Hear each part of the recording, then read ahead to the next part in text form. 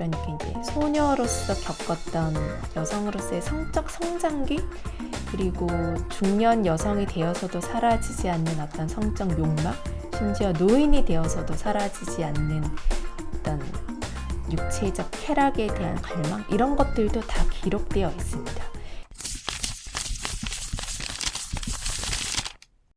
아니 에르노의 작품은 우리나라에 17편이나 번역되어 있습니다. 네, 굉장히 많은 작품들이 번역되어 있는데 제가 그 중에서 가지고 온 작품은 바로 이 세월이라는 작품이에요. 332쪽 정도 되고요. 2008년에 나왔습니다. 우리나라의 번역은 2021년에 됐더라고요. 수많은 작품 중에서 왜 세월을 가지고 나왔는가? 아니 에르노 작품을 이렇게 검색해 보시면 두 작품이 가장 많이 나오는데, 하나는 단순한 열정이고요. 그 다음에 바로 이 세월입니다. 그러니까 세월은 근데 다른 작품들에 비해서 좀 읽기가 힘들어요. 그러니까 다른 작품들은 하나의 기억을 다루거든요. 예를 들면 단순한 열정은 자신이 사랑했던 유부남 애인과의 이제 얘기만 다루고, 어떤 작품은 아버지의 죽음만 다루고, 또 어떤 작품은 어머니의 죽음을 다룹니다. 근데 이 세월은 1941년부터 2006년까지의 이야기를 다 다뤄요. 그래서 아마 아니 에르노를 처음 접하려고 하는 사람들 입장에서는 대표작을 하나 보고 그 다음에 이 사람의 모든 것을 좀 알 수 있는 걸 하나 고른다.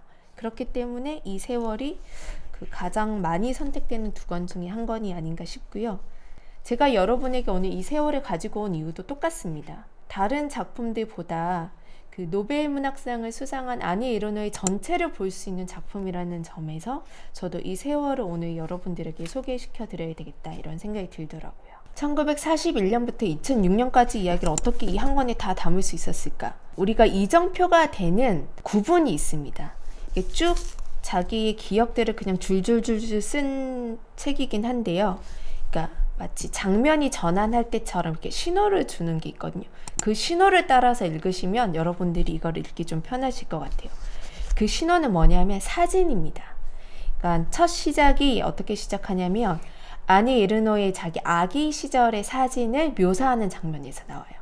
그래서 그 유년 시절의 기억에서 초등학교 갈 때까지 이렇게 쭉 얘기들이 벌어지고, 이제 중간에 또 사진 이야기가 나옵니다. 이런 사진들에 대한 설명을 하면서 이렇게 장면의 전환이 이루어져요. 그래서 그거 약간 염두에 두고 읽으시면 좀 낯설지 않게 잘 따라가면서 읽으실 수 있습니다. 그 세월 앞에 이 작가가 인용해 놓은 두 개의 문장이 있는데요. 이 중에 안톤 체호프의 이제 세 자매라는 작품 속에 한 주인공이 하는 대사가 있습니다. 그 대사가 사실은 아니 에르노가 자기가 경험한 것을 쓰는 것이 무엇인지에 대한 이유이기도 하고, 이 세월이란 작품을 읽어가는데 마중물이 되는 인용문입니다. 한번 읽어보도록 할게요.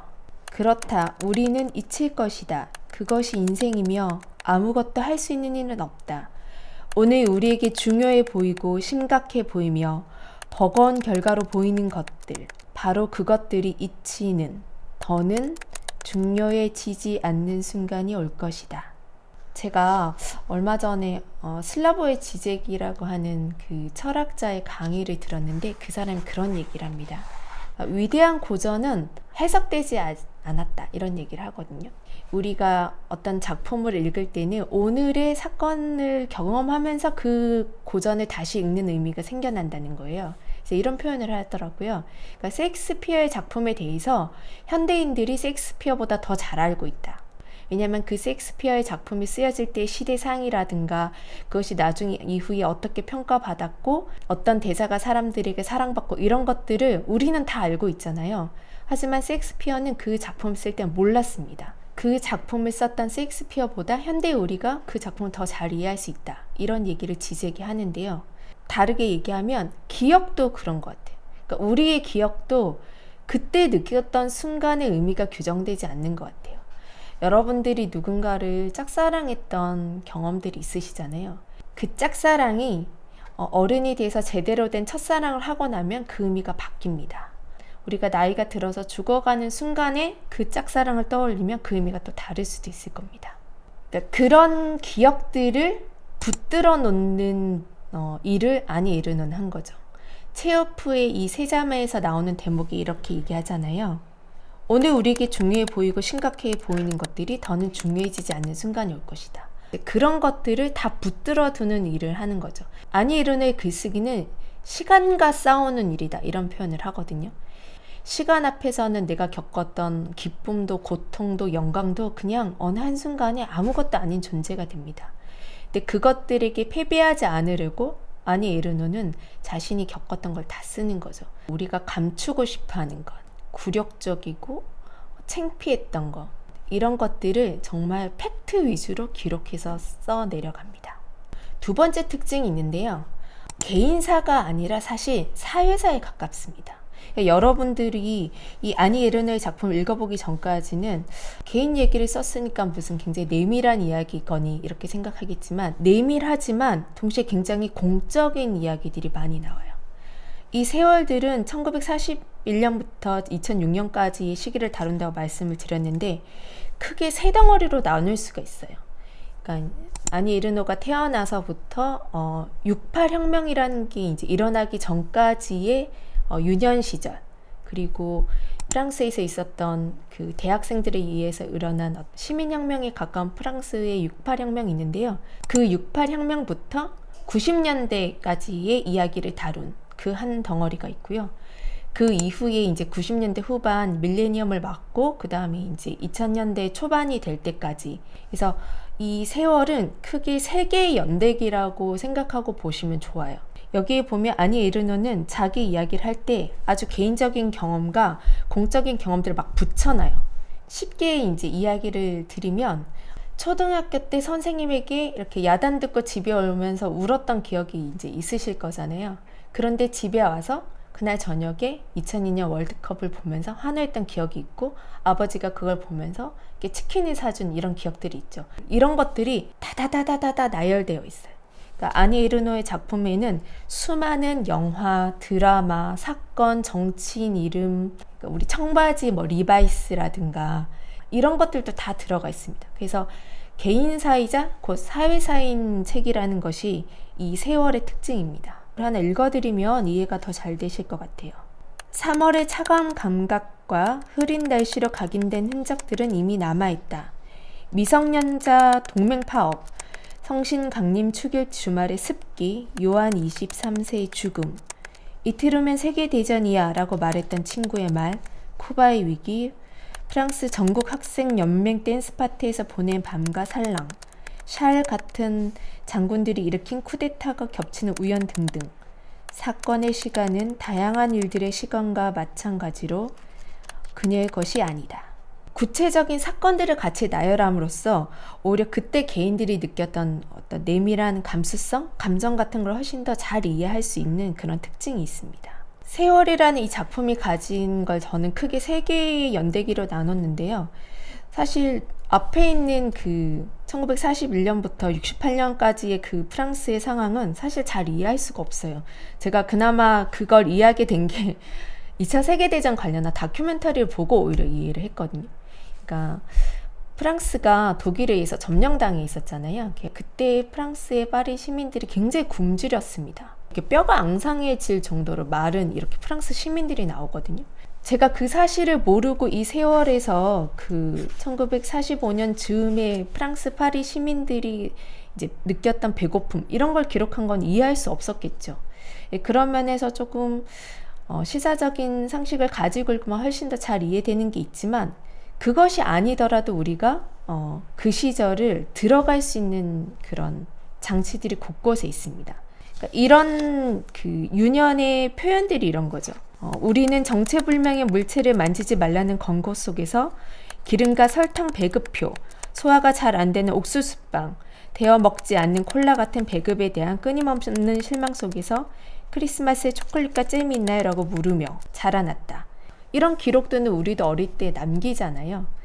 그런 걸 통해서 개인의 기억과 사회의 기억이 이렇게 만나는 그런 세계로 들어가 볼 수 있습니다. 이 세 개의 연대기 중에서 사실 저는 최근의 상황을 다룬 그 묘사에 더 많은 눈이 갔어요. 전쟁을 겪고 그 그 다음에 이제 풍요의 시대를 거쳐서 이제는 풍요롭다 못해서 오히려 물건을 우리가 쫓아가야 되는 시대에 살고 있잖아요. 아니 에르노는 그 노년기에 접어들면서 그 시대에 대한 묘사도 잊지 않고 합니다. 제가 한 2대목 정도 여러분들하고 같이 읽어보면 좋을 것 같아서 표시를 해왔는데요. 시장경제 질서가 강화됐고 숨가쁜 리듬이 강요됐다. 크리스마스 장난감들은 만성절 다음 날에 그리고 2월에 수영복이 나왔다. 물건들의 시간은 우리를 빨아들였고 우리는 끊임없이 2달을 앞서 살아야 했다. 이런 대목도 나옵니다. 우리는 늙지 않았다. 우리 주변에 있는 어떤 것도 노화에 이를 정도로 충분히 오래가지 못하고 교체됐으며 전속력으로 재개발됐다. 여러분들도 그런 느낌 가지시나요? 이렇게 계속 새로운 물건들이 끝없이 나오니까 그걸 적응하느라고 미숙한 상태로 계속 있는 것 같은 그런 기분을 느끼시잖아요. 아니 에르노도 2000년대 이후에 현대 자본주의가 급격하게 발달하는 속에서 자기의 육체는 늙어가지만 실제로 현대사회를 사는 인간이 늙지 못하는 것들에 대한 이야기를 이렇게 기록으로 해놓았습니다. 관찰을 굉장히 극대화하다 보면 어떤 의미 부여를 하는 묘사를 찾아내는 것보다도 훨씬 더 깊이 있는 의미를 발견해낼 수 있다. 이것이 아니 에르노의 글쓰기가 보여주는 장점이라고 할 수 있습니다. 저는 아니 에르노의 작품을 누가 읽으면 가장 좋아할까? 특히 세월이라는 이 작품은 누가 제일 좋아할까를 생각해 볼 때 50에서 60이 되어가는 우리의 이모 세대 정도가 읽으면 가장 좋아하지 않을까 이런 생각을 좀 했어요. 굉장히 격동의 시기에 태어나서 청년기를 보냈고 자기가 어떤 인생에서 성취는 이뤘지만 또다시 급변하는 세상 속에서 자기가 적응해야 되는 그 서툼을 기록한 그런 것들이 이렇게 세월에 담겨 있고, 또 하나는 아니 에르노가 이제 여성이잖아요. 그러니까 이제 소녀로서 겪었던 여성으로서의 성적 성장기, 그리고 중년 여성이 되어서도 사라지지 않는 어떤 성적 욕망, 심지어 노인이 되어서도 사라지지 않는 어떤 육체적 쾌락에 대한 갈망, 이런 것들도 다 기록되어 있습니다. 그래서 어느 정도 인생을 사는 분들이 읽으시면 훨씬 더 공감이 많이 되실 거고요. 그렇지 않다 하더라도 이 작품은 재밌게 읽을 수 있습니다. 제가 아마 되게 조숙한 중학교 한 3학년 정도 되는 소녀였다면 이 책 사서 읽었을 것 같아요. 노벨문학상을 받은 프랑스 여성 작가의 작품이다. 가서 이렇게 세월 집었을 것 같고요. 제가 눈에 갔던 대목은 그 발목 양말에 대한 것이었거든요. 그러니까 아니 에르노가 이제 10대 시절에 이렇게 여학생들은 양말을 신잖아요. 근데 밖에 나가면 양말을 벗습니다. 어른이 된다는 건 스타킹을 신는 일이고 아직 소녀인 것은 양말을 신는 일인데 빨리 이제 어른이 되고 싶잖아요. 그래서 자신의 미숙함을 들키기 싫어서 이렇게 발목 양말 이렇게 벗고 다니는 장면이 나오는데요. 그런 거는 아마 중3이었던 제가 읽었어도 굉장히 공감하면서 읽고 내가 일기장에 쓰고 싶었던 얘기를 이 작가는 다 써놨네? 이러면서 읽었을 것 같습니다. 아니 에르노의 이 노벨상 선정 사유를 제가 좀 찾아봤는데요. 그대로 읽어드리면 좋을 것 같습니다. 개인적 기억의 근원과 소외, 집단적 구속의 덮개를 벗긴 용기와 해부학적인 예리함, 그리고 그 뒤에 뭘 붙여놓은 말이 있어요. 우리는 시사성이 아닌 문학성에만 집중한다. 그러니까 이 선정 사유만 봐도 이 세월이라는 작품과 아니 에르노의 문학관이 어떤지를 바로 알 수 있습니다. 자기를 하나하나 해부한 듯이 쓴 작품이고 그 안에 그 시대, 사회, 정치, 문화가 다 녹아 들어가 있지만 그것은 온전히 문학적입니다. 이 세월을 읽고 나면 나도 쓸 수 있지 않을까? 이런 생각이 들 수도 있을 것 같아요. 여러분들 페이스북 하시잖아요.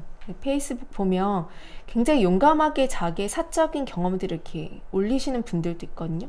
근데 그 경험을 올리는 게 무슨 관종이어서가 아니라 자신이 느낀 것들을 언어로 표현하고 싶은 욕망이 있는 거죠. 굉장히 잘 쓴 페이스북의 기록은 한편의 아니 에르노의 수필 같은 느낌도 들게 하는데요. 여러분들도 나의 경험을 좀 더 예리하게 들여다보고 또는 감추고 싶었던 것을 솔직하게 드러내는 용기만 있다면 우리가 인간이 마주하는 그 시간이라는 그 거대한 적에 맞서서 자신의 어떤 가치관을 온전히 기록해 놓는 일, 그런 위대한 성취도 해낼 수 있지 않을까 싶습니다. 김보경의 책 읽을 결심, 2022년 노벨 문학상 수상 작가 아니 에르노의 세월이었고요. 여러분들도 꼭 한번 읽을 결심을 해보시면 좋겠습니다.